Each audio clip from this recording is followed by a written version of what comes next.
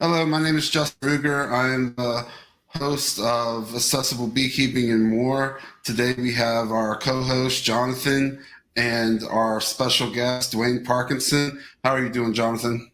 Doing well. And yourself, Dwayne? I'm fantastic. Thank you. We are extremely excited to hear about your new hive. It's not like anything that we've ever seen before.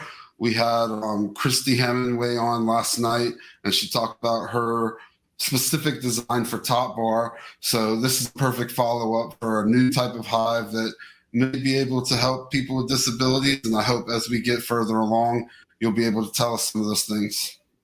Yeah, so that'll be interesting. Yeah, you had Christy Hemingway. That's pretty big shoes to follow. That's she's a heavyweight. Yeah, she knows a lot more than I do. Yep. Um, So to start, we just wanted to know how long have you been beekeeping? How did you get into bees?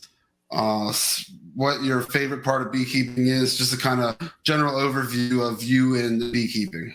yeah. So, well, first off, congrats on your book. I don't know if anybody says that, but congratulations on your book. Oh, That's thank you cool so that you got much. that published. Yeah, that's really nice. Um, as for me, I'm not a beekeeper. I mean, I play one on TV, um, and I don't know what the qualification of beekeeper is, but um, how I got started was an accident, really, and boring. But so I went to a church, and um, you know they needed somebody to mow the lawn. So it was a riding lawnmower, and it only steered to the left. It didn't steer to the right. So there I was, turning circles in the churchyard, mowing ever bigger circles. And like the day before, somebody'd come in and talked about some some missions thing, which is giving money to some charity. Like right now, part of the missions is helping people out of Ukraine, for instance, right? So there's missions like that go on. And they talked about how much money is given through missions, and it broke down through different denominations and things like that. And this particular church and this particular denomination ranked highest out of all denominations, and it worked out to $7 per adult per year. And I thought, wow, that's not a ton. And it wouldn't take much to actually double that. And I was just, randomly thinking that as I'm mowing around in circles. And then all of a sudden, a group of bees flew past me, and they went into this little shed. And I thought, well, that's weird. I don't think I've ever seen a group of bees like that. And I thought, well, maybe it's a swarm. That's as much as I knew about bees. It wasn't. It was just a group of yellow jackets. But anyway, that got me thinking. Um, if if somebody just sold a jar of honey for $7, you double, the annual giving of somebody to help out these things. And a lot of churches have this. We'll call them the population of people who go there who are retired, and they don't have a ton to do. Right? They're looking for things to do. But they're retired.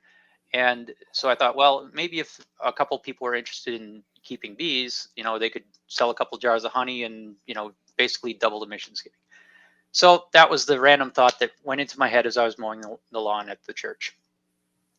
Then I followed up and I looked at beekeeping, and I imagined, 78-year-old Gladys trying to lift a 50-pound super of honey off a Langstroth hive. And I'm like, that is not going to work at all, fail right off the bat. And I thought that can't be how this actually works. And I looked into it, and sure enough, it is. And I thought, geez, so the people who could do beekeeping actually have to be pretty fit, have good physical dexterity, because you're constantly prying these bars around and lifting. And it's not something for the people who have limited physical capabilities. A little more research, and I found top bars. And the top bar hive, which is the horizontal hive. And like most people, when they encounter this, I thought all horizontal hives were top bar hives. And for the people listening, from a bee's perspective, there are only three three options for inside a hive. You have a top bar, and then the comb kind of hang. I can't do this; it's backwards. The top bar and the comb kind of hangs down. Oh man, that's hard. Hangs down from a stick of wood, right? And then there's another one which is a full frame, just a rectangle, which is set in the hive, and then the comb gets built on the rectangle. And then there's a third option, which is kind of a combination, which is a cathedral. It's half of a hexagon, right? Mm. And so it's got a top, and then it's got kind of sides. And so those are the three options. But I thought that all horizontal hives were top bars. And the traditional hives that everybody's used to seeing, those stacked white boxes, are, Langstroths, and those are all frames. And as I went through it, I discovered that that's not true at all. And so I learned about Warre hives. I read all of Warre's stuff. He was a guy back in the late 1800s, early 1900s, and he was doing a bunch of experiments with hives. And so I got really interested in the experiments that he was doing, the experiments that other people were doing. And there was this golden era of beekeeping where there were all these experiments with all kinds of shapes and sizes of hives, the leaf hive and the Warre, and they had what they called the long hives, which we'll talk about. And I had their names like Duvachel, Vournay, Dedant, Layens, Jerry, Congress, all those early people who had different hives, and they all had their theories and what they were trying to do. It was so interesting to read about it. So I really took a year to just read up on hives and understand what they were doing and why. And so I just kind of immersed myself that way and started thinking about hive design in the effort or the idea of how can I make this more accessible, right? Because, this is a podcast about accessible beekeeping, and what's really happening for everybody is we get less physical dexterity as we age. And some people start out with more and get less. Some people start out with less and then get less as they age too. So everybody's on a decline. And you start out with, on one side of the spectrum, you have the Olympic gymnast, and then, over here is somebody who has very limited mobility. And I wanted to provide something for people who didn't have a lot of, I don't know what's the best word for it, but a lot of strength, a lot of consistent, reliable dexterity. Like if you lift something and you get a twinge in your back, you got to be able to drop it. And if you got a box full of bees, you can't drop that. You know what I mean? No. So there are some challenges there. And you had a guest on, I think, a week or two ago from Australia who had that challenge where I think it was some neurological issue where she had to be careful because she would drop things, right? Yes. So thinking about those types of things, I eventually came to the conclusion that, this, rather than stacked boxes and lifting those boxes, that's not going to work. So let's go with a longer orientation. And I thought, well, that's a top bar hive. And then I learned about, you don't have to use those sticks with the comb hanging down, like whichever way that goes. Boy, that's hard. Comb hanging down. You don't have to use that, because as you do a top bar hive, that's kind of the upper echelon of beekeeping in my eyes. It's a top bar hive because you have to really know what you're doing. You have to manage that space really well. You have to be very careful with the comb, and nothing wrong with top bar beekeeping, but you got to want it, and the idea of having that where it slips out of your hand is, just a mess. It's just a mess. So that's why I kind of tended toward this long Langstroth idea, where you use Langstroth frames, which are the square frames, and you just put them in a box. However, the other part of that is that I live in northern Wisconsin, and our growing zone is 3B, for anybody that wants to look that up, which is basically way too cold for continental United States, but it's one of the coldest places in the lower US here. And so those hives tend to die. They don't make it through, and there's a lot of theories on why, but just a little bit of research and a little bit of testing showed why. And so what I did is I tried to understand the bee cycle, and the bee cycle You know, you have a bee lives its life, and then the colony has a cycle, and that operates within the year.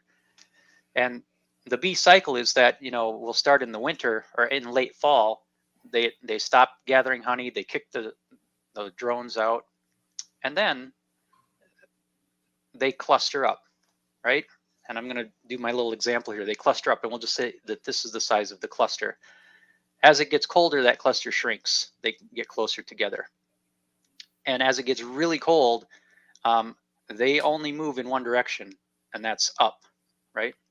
And so if your frame is this high, I'll get this camera thing figured out.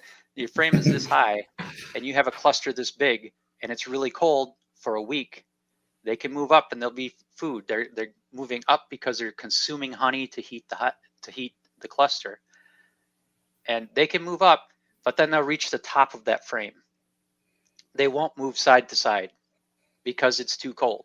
When it warms up, what they'll do is they'll spread out a little bit, find new honey, and recluster around that honey. Now, they will move side to side, and one of the challenges of horizontal hive is they spread out like this.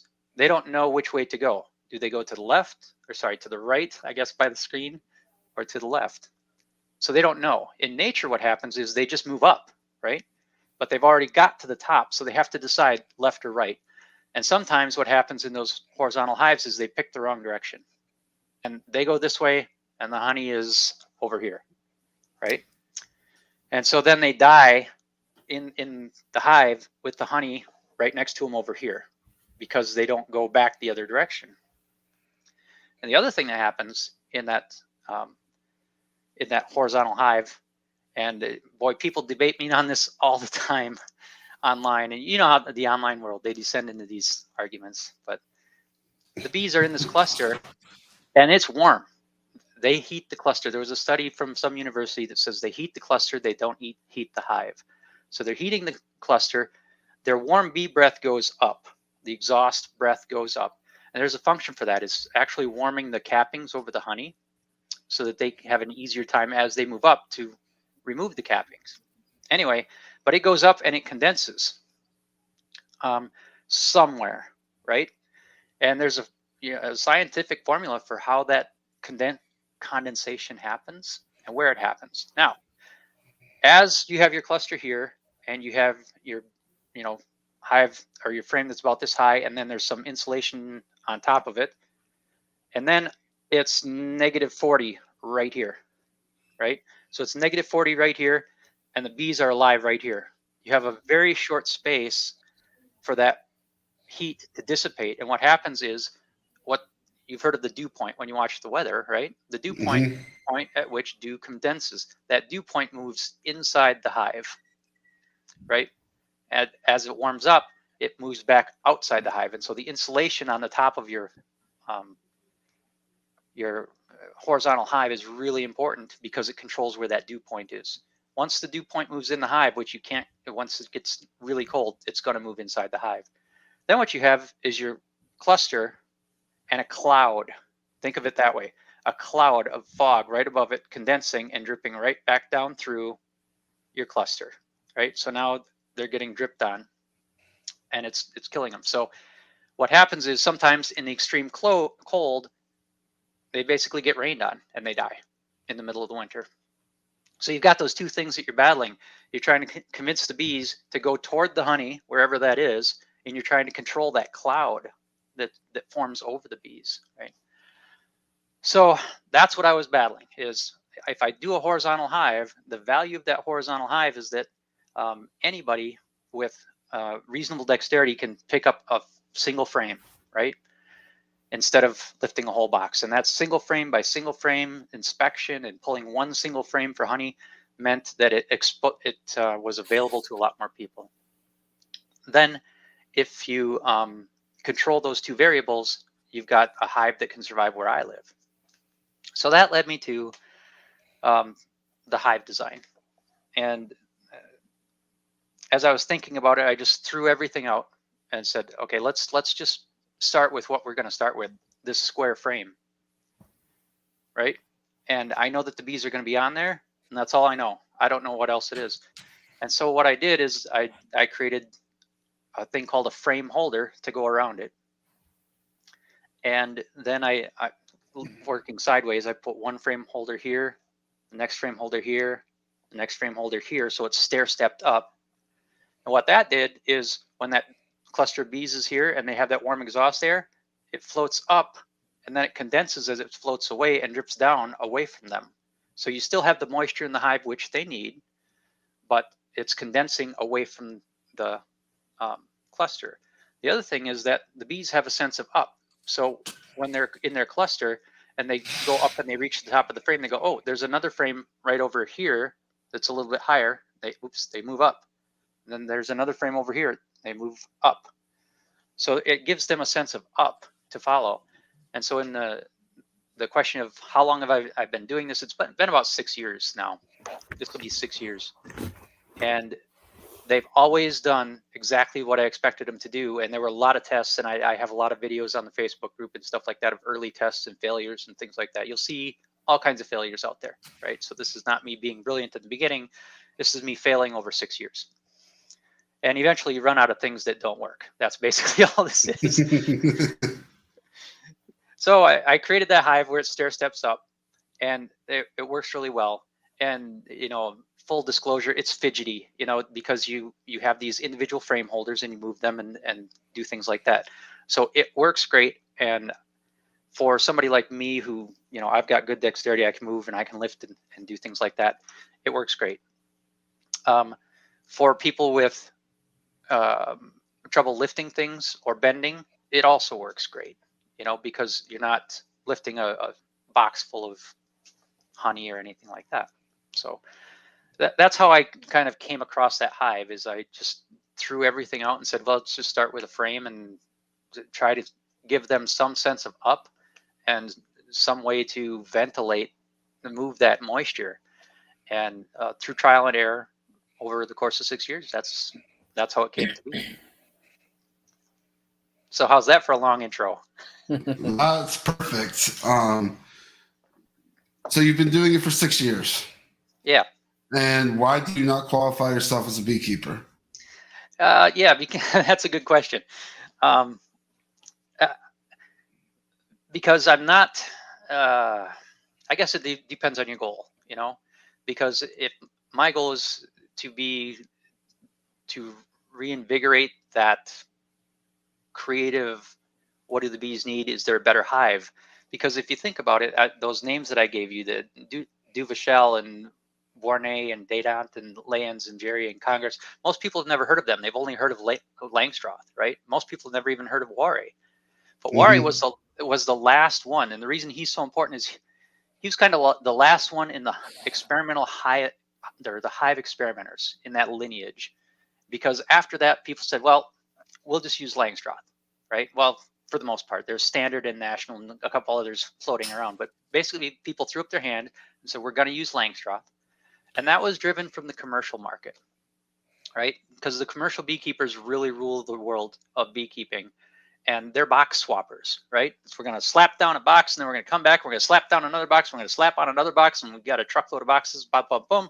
And then in the fall, we're going to load those boxes on pallets, just to put them on a semi and ship them out, right?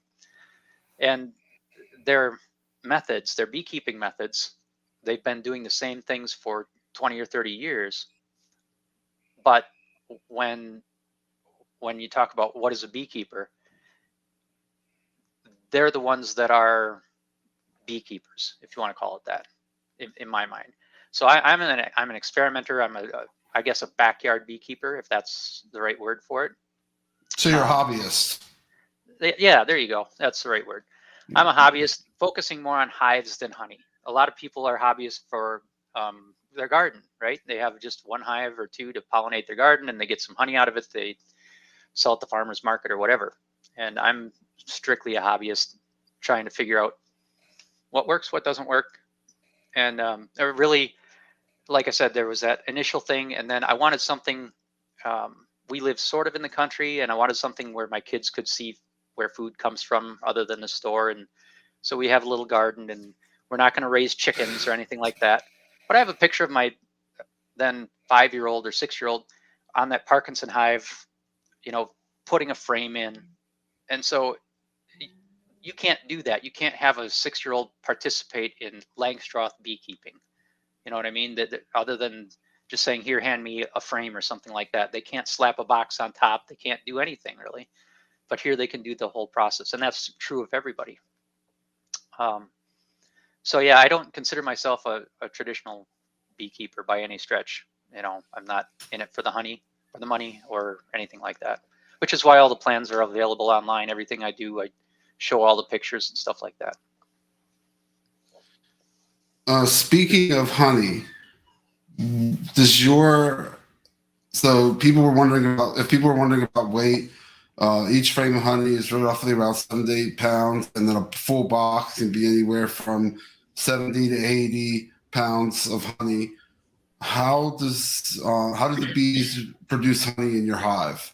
Do you Yeah, still get, because in a Langstroth hive you put a super on there and you get 10 dedicated to 8 or 10 dedicated frames to honey. You are not looking for honey production, so it wasn't the first thought in your mind. But if right. somebody were interested in honey production, how does your hive produce? Yeah, it produces well. And one of the tricks is that you have to, if you come into it with a Langstroth background, you completely throw that away. You don't want that polluting your thoughts, because what happens is the bees. Oh my gosh, I'm going to make a statement that has got me in trouble on the internet more than any other statement. Ready? Here it is. A radical thing. Bees build from the top down 100% of the time. And beekeepers will fight with me and fight with me and fight with me because when they're doing their Langstroth stuff, they put their boxes on top. So therefore, since they put their boxes on top, clearly the bees build from the bottom up. That's not true at all. So I'll get back to that. But in nature, that honeybee cycle, bees crawl up to the top of the cavity, wherever it is, and they start building, right? They start building their way down, and they make a spot, and the queen starts laying a couple of eggs, and the honey goes above the, gosh darn it, the honey goes above the eggs. This is really hard, guys. Honey goes above the eggs, and then usually, you know, the pollen is off to the sides, right? Mm-hmm. And then they just keep building, and they build the brood down, and the honey keeps going up, and the brood down, and the honey keeps going up, and the brood down, and the honey keeps going on top of the brood. And eventually you get to a size of brood chamber where the queen is only able to lay a certain number of cells or a certain number of eggs per day. And so that brood chamber reaches a maximum size, and she's just doing circles in that brood chamber all day long. And the honey just keeps getting stored up above. And as more honey comes in, the wax building bees are going down on the bottom, right? And so the hive is growing from the top all the way down in nature. Then in the winter, they stop doing that and they consume the honey on their way up, right? Through the winter. And then summer starts and it all starts all over again. And then because they already had a start from the last time, they have some, in theory, stored honey from last time, then they can, you know, do their swarm and stuff like that. We're not going to get into that. But they build from the top down. So my hive, gosh, my hive is at an angle. One and then another, and then another, oops, and then another. So it's stair steps, right? So what happens is they start at the top, wherever the top is, the top of my stairs, and they fill that frame, and then they go to the next one, and they go to the next one, and they go to the next one. And just like in nature, what happens is that the brood chamber is constantly moving down. Now, one of the things about my hive is that there's an inspection window on the front, which is really cool because you can look up into the hive and do an inspection. You see the bees going up there and you can see what's going on. When they get close to the front, you always want a few frames open, and you add a few frames to the front and push the rest of the frames up. Push the rest of the frames up. Yes. So what happens then is the honey naturally floats to the top, right? So all you do to harvest honey is grab the frames off the top, and they're not even there. You know that once you get honey on those frames, the bees kind of leave them alone and they tend to go back down. So as you get frames of honey wherever the top is, this is harder than I expected it to be. You get frames of honey at the top, and then it comes down, and then you'll get a frame where it's honey and brood. There's almost always one that's got honey on one side, brood on the other, right? And that's your natural barrier. The queen won't go past that 99.999% of the time, because why would she? Right? She's busy going in that circle over here with the brood. Now the cool thing is that since the brood is always at the bottom of the hive, I've got that inspection window. You can see you can see a laying queen down there. You can see the eggs. You can see everything about it. You don't have to smoke it or go in or anything. You can, and my kids go up there and open the door and look and say, yeah, they can see everything. And so you do that in the evening without a suit or anything. So it makes for great inspections. But in terms of honey, what happens is that honey floats to the top. And as the season progresses, you manage your hive in two sections. You have the brood section down at the bottom and the honey section up at the top. And so you're adding frames in both sections. And eventually the brood section gets to be the size that the queen needs. And now this is an important thing. Remember I said all those early hive designers, Warre and Dedant and all those folks? One of the things that they were doing, in fact, the thing that they were doing, was trying to figure out how big to make the brood chamber before you slap the honey on top, right? And so the idea was that if you have a box this big, then that's the size of the brood chamber, and then you slap the honey chamber on top, and so, or the honey super on top. So you'd have one brood chamber, not two, one. And then the bees would live in there, and once that's full, they have enough room for the brood, and then you slap the honey super on. And then, design number 2 would say, no, that doesn't work. You need a bigger box on the bottom and a super on top. And then design number 3 would come along and say, no, you need a smaller one. And of course, they all lived in different climates, right, with different genetics. So no two queens, no two hives are going to have the exact same brood chamber size. So that's kind of the fallacy of that, differences between, if you think about the difference between National, Standard, Dedant, Langstroth, all those, it's just size, right? It's the size of the hive. And like Warre, his is very small because he found that in the winter that did a lot better. The bees overwintered a lot better than in a bigger box. Well, he lived a little farther north than some of those other folks, right? So he had to deal with that. So when it comes to managing your hive and you say, okay, I've got my brood chamber, it could be 6 frames, it could be 12 frames. Don't know. The queen determines that. And so the beauty of this is that there is no fixed brood chamber. It's whatever your queen in your area needs. And then you've got the honey super, or the honey supers, which is just more frames up above.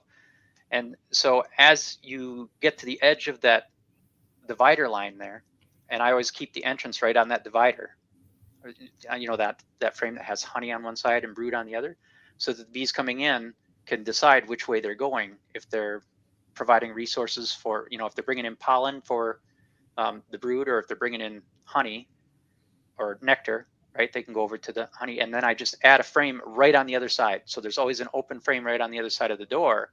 And that makes their trip in and out really short, right? So the honey is just in and out, in and out, in and out. So when there's a flow on, it fills up really quickly, right? So it seems to work pretty well. We have a pretty short season up here, a very short season. And so you can get honey out of it. I don't have like a direct comparison because I don't have like 10 Langstroth hives or anything like that, to measure 10 of those versus 10 of these and do averages. Like I said in some comment, if Bill Gates wants to fund me, I'm happy to try. I don't know that number, but since we're using deeps, if I compare those and say, well, it's about 1 deep frame, or if you get 10 deep frames, it's about 10, or a double super, right? Completely full. And so I get more than that, right, in northern Wisconsin. So that's doing okay, I think. So how many frames are in your hive? I'm sorry, what? How many frames is in your hive, or can it hold all together? Yeah, it depends how long you make it. I think the one that I have does 35 or something like that. Mm-hmm. Yeah. Which is standard for top bar hive. It's usually around 35 to 40 frames. Yeah, and that's because you just take 8-foot 2x6 and cut it in half, and that's what the math works out to. But the other thing about this, and one of the things, if you ask what have I done with honey, in mine, I'm using flow frames. So the other thing about this is, remember I said that there's top bars. You can put a top bar in here, and it's a top bar hive. And the nice thing is, it's a much better top bar hive than any other top bar hive. And the reason is because that top bar goes across and goes onto the frame holder, right? Now, with the traditional top bar hives, the Kenyan top bar hives, they have those slanted sides at 22.5 degrees, right? Mhm. Which is the angle of a honeycomb. And the reason they do that is because it helps reduce the sticking. And Christy Hemingway probably talked to you about that, right? That if you put the angle of those sides at the same as a honeycomb, they won't stick the honeycomb to the side of the hive as much. They'll still stick it to the side of the hive, but then that allows you to take that top bar out without it sticking to the side and coming unattached and all that stuff. Well, the top bar goes into the frame holders. Frame holders come out of the hive, and so it doesn't matter if they stick or not, right? Because basically that becomes your frame then, and you can still pull it out. You can inspect it, put it back in, and when it comes time to harvest, you just literally just pry the sides off, and there's your honey on the top bar. So it's a much better top bar than a top bar, because top bars are fidgety and fussy. And if you've ever had one with comb collapses into the bottom and you're digging in there trying to get that out with bees crawling up your arms, that's not a fun experience for anybody. So it's a lot better, in my estimation, is a lot better than that. And the other thing is that you can then, because the hive is comprised of a series of frame holders interconnected, and the frame holder holds a Langstroth frame, a top bar, or a flow frame, right? So what I've done is put flow frames in there. And one of the things that I've discovered is, man, if you give them anything other than a flow frame, they'll take it. Flow frame is their last resort, and I've had to run them out of room completely and spray down that flow frame before they'll take a flow frame. So while they do use flow frames, they don't like flow frames, from my experience. There's nothing wrong with flow frames, or the flow frame hive or any of that. It's it's just a different honey extracting mechanism. But I use that, and then I can just because it comes off, the honey comes off one frame at a time. If you want, I just pull it off and drain it out. Super easy. So that's how I've gotten some honey that I got to get out this year. But Talking about your design, so from some of the pictures, it looked like the flames are hanging there, right. that do not have a box around them, or Not at all. So they're just free hanging. Well, they have a box around them. The frame holder is the box around them. And so the way to think about this is, you've got a frame holder which has sides and a bottom, and then your frame goes in there. So your frame is inside of some sides and a bottom, and then there's a top piece that goes on, which is your inner cover, if you want to think of it that. So each frame holder consists of a top, sides, and bottom that interlock. And because the frame holders interlock, when you put 10 of them together, you've got yourself a box, right? And the box size grows or shrinks as you need. And so it's really just stealing that. There was one sentence in Wari's book that really stuck with me, which was, he wanted his hive to simulate an ever-growing hollow tree, right? And that's really what he was after. And the thing that he does that's different is, the Wari, you stack boxes. Langstroth, you flop them on top. He says, nope, lift up the whole hive and slide another one underneath it. And those Wari guys, they do that. They have special lifts and handles and stuff to make that happen. But geez, I can't imagine having 4 of those boxes or having them tip over or something like that. That would be pretty tough. But yeah, the idea is basically a ripoff of him. Instead of a ever-growing vertical tree, it's an ever-growing, hollow log stuck at an angle. right? And so the frame holders interlock. So each side has a kind of an outer and an inner like this. And there's just a little gap like that. And then they just slide together with, and interlock so that you don't have, they're offset. Sorry, they're offset like that too, so that the breeze can't Okay. blow straight through, right?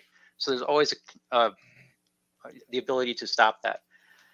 So you don't have that breeze issue, and they're interlocking, so they move together as a set if you want them to. They slide up and down. But yeah, there's no box. It's really comprised of a stand, which holds the frame holders, and that stand can be raised, to any height or elevation you want. And so if you have, for instance, somebody in a wheelchair, right, they can have that stand be very low to the ground, and the bees don't care, right, and they'll be able to maintain the whole thing without a problem. So it stair steps up and interlocks, and there is that stand provides the rigidity for the hive, and then the frame holders are all floppy. They're just 3 pieces, well, 5 pieces of wood, but it comes down to 3 pieces that are held together with straps, like those like 1-inch vinyl straps, that's like a Yeah. ratchet strap material. Yeah, they're held together with that. So like when you're not using them, you don't have this giant corner of your garage occupied with empty boxes, right? They fold up and they're stored in a little tote. So it's very easy to compress them down and move them around. They're very light, and then you just unfold them and slide them in, and magically your hive is expanded. So yeah, there's no box in that one. You you say that they're easy to build. So you have the plans online, correct? Yeah. And what would you say the cost to build your hive is? Oh shoot. An average cost. Yeah, I don't know. There's a materials list in there, and I will say that it's more cutting. You make a lot more cuts. You're making a Okay. lot of little parts. So it's basically, the stand is 2 2x4s and a 2x6, 3 2x4s and a 2x6. So whatever that costs. And the lid is, a sheet of plywood, or quarter sheet of plywood or a third sheet of plywood, and then there's some of that, and then the frame holders, they're 2x4s cut up, and 2x4s and 1x4s cut up, and so to make 35 of those, I think it was like 4 2x4s and 5 1x4s or something like that. So it's whatever the price of lumber is. The main Which thing is nowadays. yeah. Yeah, and the other part of that is that, well, I'm saying 1x4s and 2x4s. If you have pallets, use them. I'm a big scrapper, so use whatever you got. I use rough cut lumber. It's just anything you can cut into the right dimensions, right? Which is, you need to make a 1 3/8 inch by 9 inch by 3/4 inch piece, and you need a whole lot of them, right? You basically need 2 of them for every frame holder, so you need 70 of them, right? So if you think about what that means in terms of making it, it's running those through a table saw and then chop, chop, chop, chop, chop, chop, chop, chop, chop, chop, chop, chop, chop, right? So straight cuts, straight cuts. I wanted to make it so that it didn't need like special jigs and special tools. Like, the boxes, you really have to reinforce those corners, really, otherwise they're going to come apart on you. So this is, you just need like a drill screwdriver kind of thing, and I think it'd be, a table saw is great. If you have a table saw, that's great. You can do it with a circular saw, but a table saw is really honestly what you need. And Do you have anything? Sorry, go ahead. oh no, go ahead. Do you have anything, Jonathan? You mentioned the lid being like say a quarter sheet of plywood or something like that. What's the weight on the lid on it, do you think? Yeah, the lid is. Yeah, it's probably 50. I don't know. I don't know because in the new design, I've got it so it hinges up. Mm-hmm. I was working with the high school here, the local high school, and getting them one, and I didn't want them to have to lift the um, lid off, which is what Mm-hmm. I do on mine. So it hinges up. So I don't know what that weight is. That's a really good question. I can find out for you and get it back to you, but I don't know Yeah. what that takes. Is that your newer design? It's more of a long No, tilted hive. no, that's a completely separate hive. Mm-hmm. So the Parkinson hive that we've been talking about is a stair step thing Mm-hmm. with a lid that hinges up, and the purpose of the lid is to just keep rain and wind and snow and stuff off of the actual inner covers. That's really the only purpose of the lid. It doesn't do much other than that. And then there's insulator hives in the back that uh, absorb moisture and keep cold breezes out and stuff like that. But that's the Parkinson hive, and like I said, if mobility is not an issue, I consider that a hive that I can hand to anybody, hand them a checklist, and they'll have success, right? Mm-hmm. Which was kind of the goal. Now, when you get into limited mobility, one of the things that I wanted to do was say, okay, what can we do with a traditional long Langstroth, right? And like I said, those problems that I mentioned before about the bees not knowing which way to go, or the cluster moving up and then not knowing which way to go when they get to the top, and then the moisture going up and forming a cloud. Well, I was thinking about all the clever ways to deal with this, and I thought, you know what would happen if we just took a standard long Langstroth, which is basically a coffin, right, Mm-hmm. with frames in it, and just tilted it, right? Mm-hmm. And we tilted it 60 degrees. So there's nothing special about this other than a tilt. Mm-hmm. I tried to do a couple things to see if they'd work. I'm not sure if they work, but if you just take a standard long Langstroth, tilted it, whatever, come on, like 60 degrees, then you use standard frames in there. You've solved a lot of the problems with a long Langstroth in a cold climate and a Mm-hmm. really warm climate, because that hot bee breath goes up to a point and it condenses and runs down the sides instead of going up to a flat surface where it forms a cloud and condenses and drops right down through. That's one of the key differences. And actually, I get what started me thinking about that was one of the tricks that people have tried up here is you take in the winter, you take your standard long Langstroth and you put a brick underneath the back left leg. Let's say the bees work from right to left. You put a brick underneath the back left leg, and then 2x4s underneath the front left and the back right. And so your hive is kind of tilted at an angle, just a little bit of an angle like that. Well, Mm-hmm. what that does is it moves the moisture. It allows that moisture to move a little bit. It gives the bees a little bit of direction that says, hey, your honey's over this way, right? So when they expand and break, they're going to expand and kind of go to the upside, wherever up is. They're going to go up, and that gives them a sense of up. So by tilting the hive, well, there are a couple of things that happen. That moisture gets under control, but the other thing that's really important is that you've got that cluster. Let's say it's clusters this big. Your frame is only just an inch bigger if it's a traditional long Langstroth. By tilting that frame, you go from 9 inches of vertical space to 19, right? So Mm-hmm. now when your protracted cold spell happens, they've got over 100% more room to go up, right? And that gives them the opportunity to go up, and hopefully a warmer day comes and they can spread out and go, okay, this is where I need to go, left or right, right? And you still have the issue of tilt up one side or tilt, so they know which way to go. But it solves that problem. So that was the initial thought, was to solve those two problems. But then the other thing that I didn't expect, totally caught me by surprise, completely, totally caught me by surprise, was when I went to inspect that, what a difference. What a difference that makes to not lean over the bees and have your arm sticking out here trying to crack that frame off, on the opposite side of you. Mm-hmm. Here it's like a bookshelf.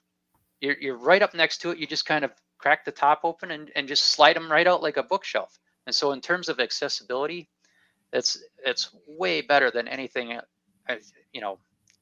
like every other hive I've ever worked with. It's a lot better than any other hive I've worked with. So for anybody with disabilities or anything like that has any physical limitations, boy, I just strongly recommend that, because it's so easy to get those things in and out. And I'm going to change the top design to give it a little working shelf. Somebody gave me that idea. Right now the top lifts up, which I wasn't thinking this through, that's what happens. So I'm going to have a two-piece top. Where's my hands? Boy, this is the hardest thing I've done today. Anyway, two-piece top that tilts down and then over, so that basically you get a little shelf looking like this. Boy, looking like that. So that you have a working shelf, right? So even if you're there with one arm, right, you can crack that open, slide it out, put it on that shelf, and work it. And what a big advantage that is compared to other things. And because the hive is at an angle like this, when that shelf is going to be here on this side, you set that frame up there and it just leans up against the rest of the frames. It'll be a really, really nice thing. So I think in terms of accessibility, that hive is superior to anything else that's out there, just far and away. And again, there's build videos out there how I built it, but you can take any long Langstroth and just tilt it. So how many of these hives do you have that you're keeping bees in, and what's your survivability during the winter?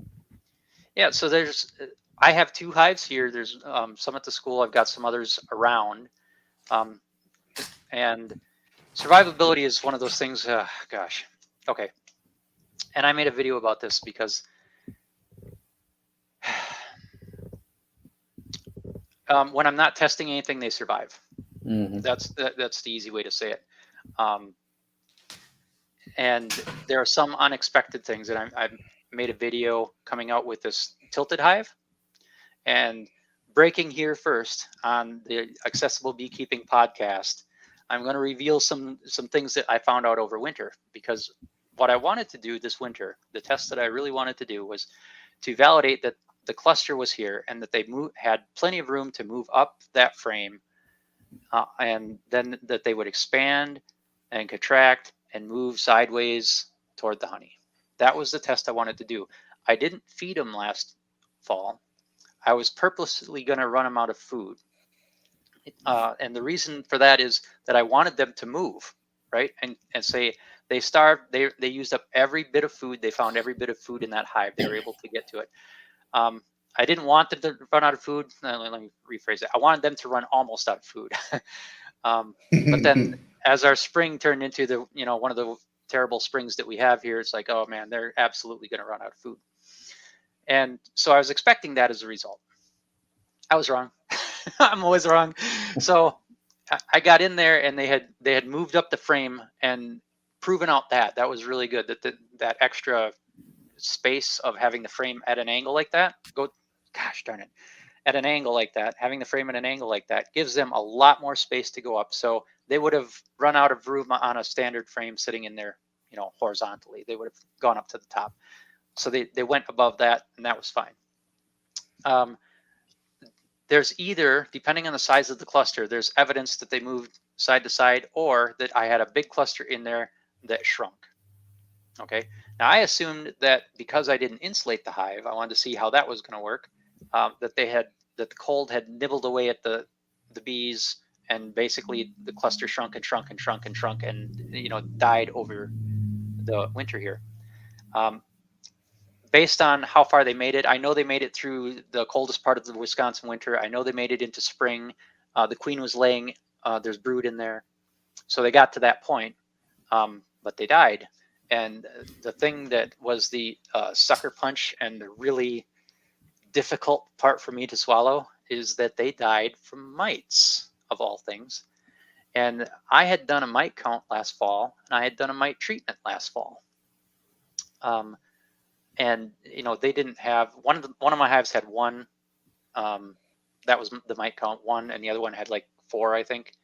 And I didn't want mites to be an issue for this test, so I did the mite treatment. What I did for mite treatment was the formic acid strips. You guys familiar with those? Mm-hmm. Okay. Yeah, but the hive's at an angle, right? Okay, I'll figure this camera thing out. The hive's at an angle, and I put the formic acid strips here and here over the brood. Just boom, boom, like that, right? Because you have to put them somewhere. And I didn't think about it, but the entrance is down here. Where's the entrance? Right there. And so the air circulation comes in and goes out the top. And so I think what happened is that formic acid, those formic acid vapors, most of them were just pushed right out the top and didn't settle down into the brood. Because if you have a Langstroth, and I talk about this in the video that's coming tonight after this podcast on purpose.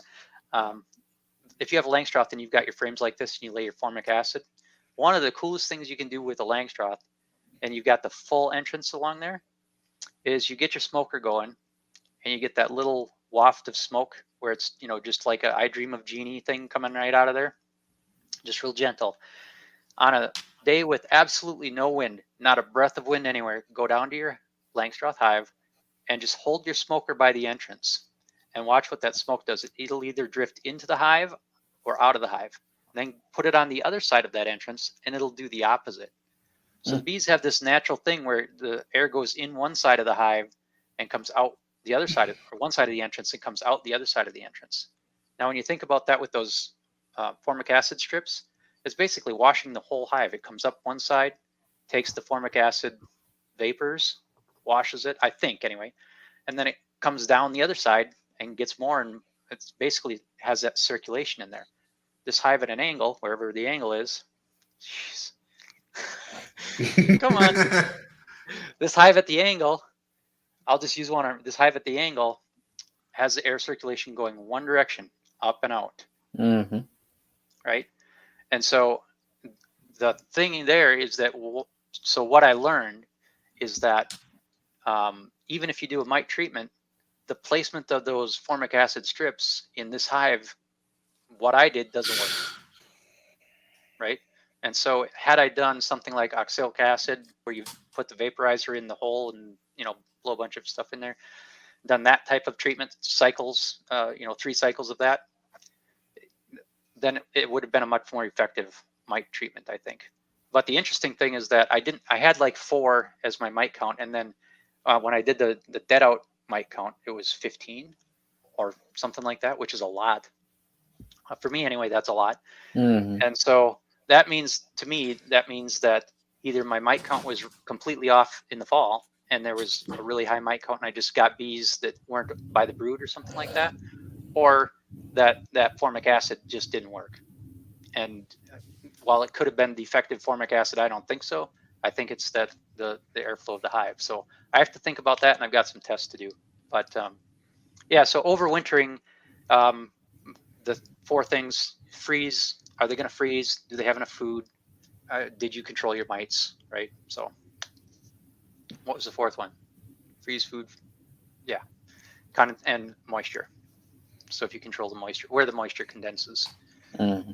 So the Parkinson Hive, yeah, they overwinter there, and I've had some design changes because of how breezes get in and different things over the years. But yeah, the last few they go over the winter, and then this is the first time with that Langstroth at an angle, and it was the mites that got them, which somebody suggested on YouTube. I'm like, it's not the mites. Come on, I'm not an amateur. It was the mites. Mm-hmm.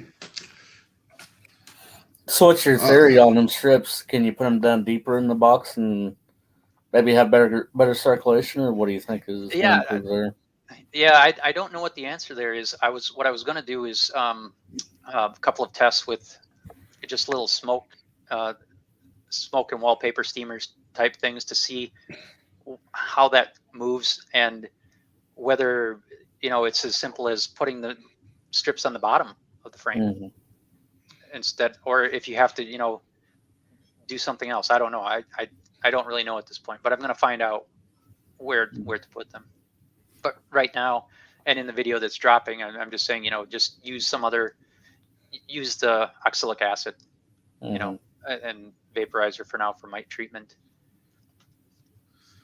You have a second hive called the Extreme Yeah. Climate Hive. Yeah, that's the one we're talking about. That's basically the long Langstroth that's tilted at an angle. I just called it the Extreme. Okay. Awesome. We're actually running out of time. You gave us so much good information. Yeah. What YouTube channel can they go to watch the video on the Extreme Climate Hive? Yeah, so there are there's a Facebook group called Parkinson Hive. There's a YouTube channel called Parkinson Hive, and you know they're out there. There's also, and this is my thing. There's a book out on Amazon, and the reason the book is out on Amazon, if you read the first page, it says you can download this for free at this site. And the reason I put it out there is because I didn't want people going to Amazon, or if people were searching beehives on Amazon, I wanted them to find it and still be able to get it, but not having to pay $4.99. Have to pay for it, yeah. Yeah. So but still, some people buy it, like not a lot, but a couple, and it's like, geez, it's not even formatted. Sorry. So I told him, I was talking to my wife about that today. I'm like, we really ought to format that better if people are actually paying money for it. So, but yeah, there's the Facebook group, Parkinson Hive, and also the YouTube channel is, I believe, Parkinson Hive. Awesome. Thank you so much for coming on. Make sure you join Dwayne Parkinson's Facebook group, which he just said was Parkinson Hive. Go follow him on YouTube at the same handle, and we appreciate you being on. Yeah, it was good to be here. Thanks, guys. I appreciate it. Later, guys.